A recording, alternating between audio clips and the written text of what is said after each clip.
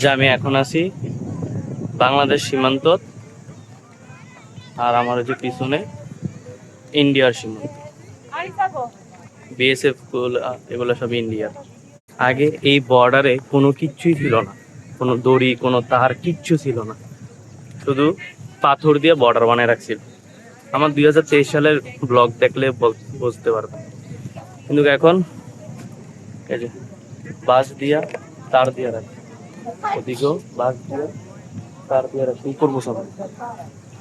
ইন্ডিয়ার থেকে কিন্তু মানুষ বাংলাদেশে আসে না পিকচার বা এমনিও, কিন্তু আমরা বাঙালি এদিক থেকে ওদিকে যাইতে বেশি মজা পাই।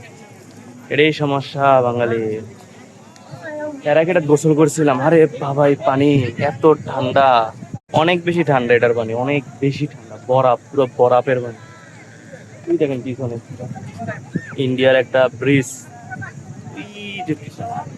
আমি এর আগে যখন আইছিলাম তখন ওই অতটুকু গেছিলাম, ইন্ডিয়ার একটা বিএসএফ এর লোকের জব রয়েছিল, এরপর আর যাই না। কি দরকার নিজের দেশ থেকে আরেকটা দেশে অনার্থক যাওয়া? তারা সীমান্ত, আমরা সীমান্ত।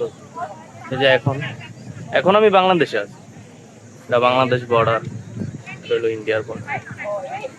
বাংলাদেশ সীমান্ত আগে বিজিবি ছিল না, এখন বিজিবি আছে। আর ইন্ডিয়ার সীমান্ত আগে থেকেই বিএসএফ ছিল, এখনো আছে।